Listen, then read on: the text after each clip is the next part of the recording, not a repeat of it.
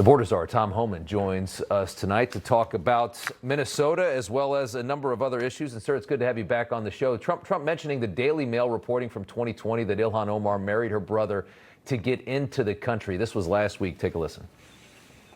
Look at their nation. Look how bad their nation is. It's not even a nation. It's just people walking around killing each other. They've taken billions and billions of dollars. They have a representative, Ilhan Omar, who they say married her brother. It's a fraud. Calls that a fraud. It's a story that has never been successfully refuted, even though it's now a 5-year-old story. That's clearly a deportable offense. Is there an investigation into that? You know, I just got advised by a fraud investigator the other day on that. I asked the question, who reviewed the file, and says, there was immigration fraud involved. The statute of limitations became an issue in the last 4 years when this was first brought up. Who was president? Who ran DOJ? So pulling the records now, pulling the files, and we're looking at it. But this fraud investigator, who I know personally, one of the best fraud investigators in HSI, Homeland Security Investigations, said there's no doubt he reviewed the file. So I'm running that down this week, matter of fact, and we'll see. It's tremendous that, I mean, and according to the Secretary, Kristi Noem of DHS, she said nearly 50% of the visas are fraudulent in this community. I mean, that would mean that half the Somali refugees are here in some way illegally. What's going to happen? Is something actually going to happen? Are there going to be people stripped of their visas, deported? Are we going to see that? Absolutely. I mean, those days are over. Thank God President Trump's in the White House. We're going to look at all of them. I mean, we're going to look at those here illegally, of course. We're going to look at those here under a visa or some sort of, immigration process that are criminals. We're going to look at the national security threats.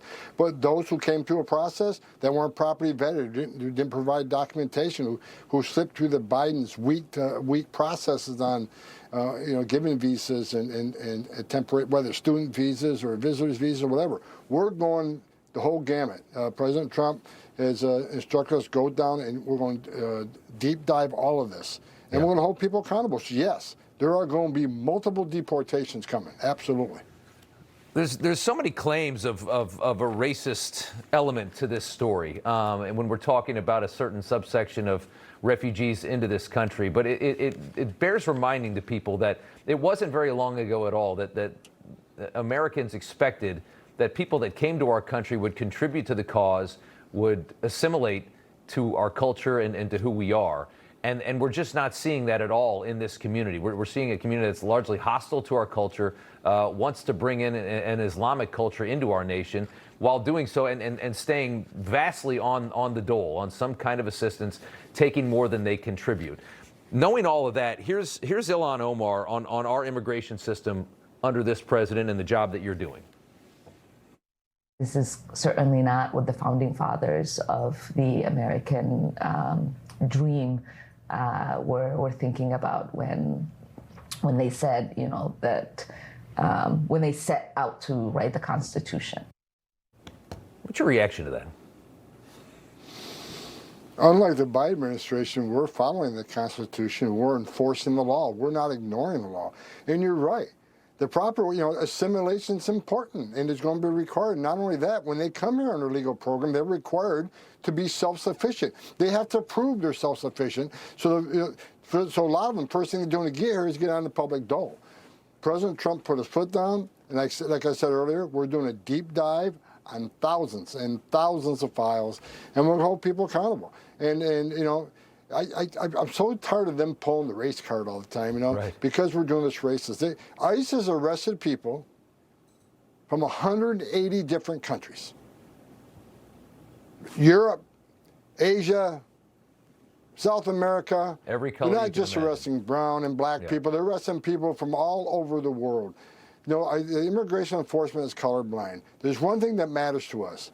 Did they follow the immigration law? Are they here legally? Did they break the law once they became here, either illegally or legal? It doesn't matter. Yeah. So we're following the law. That's all that matters to us. What Title 8 United States Code, Title 18 United States Code, the Immigration Nationality Act, what that says, we're enforcing without apology. That's the way it's supposed to be. As a member of Congress, she should respect that we're enforcing the laws that Congress enacted. Yeah, and does anybody buy that the founding fathers were trying to set up a welfare state for African refugees in this country?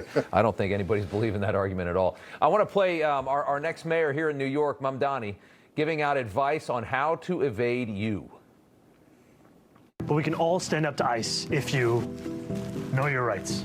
If you encounter ICE, these are the things that every New Yorker should know. First, ICE cannot enter into private spaces like your home, school, or a private area of your workplace without a judicial warrant signed by a judge. ICE is legally allowed to lie to you, but you have the right to remain silent. If you're being detained, you may always ask, "Am I free to go?" repeatedly until they answer you. You are legally allowed to film ICE as long as you do not interfere with an arrest.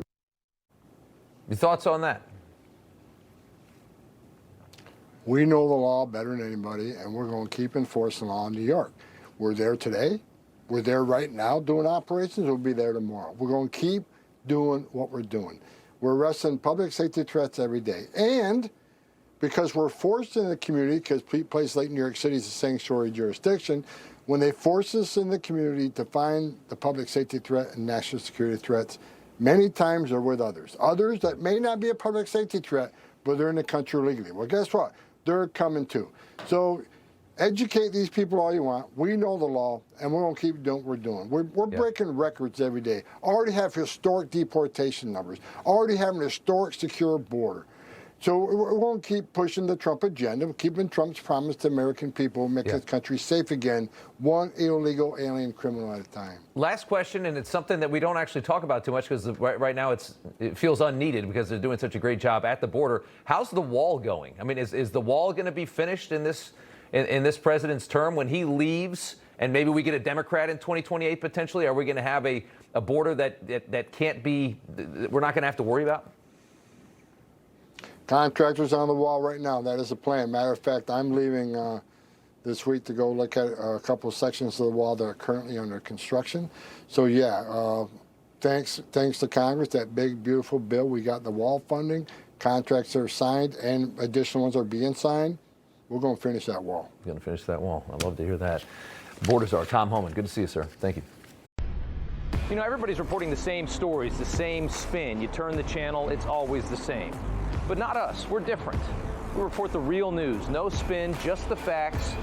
Turn to us, and you won't turn back. Tune in to Rob Schmitt tonight on Newsmax.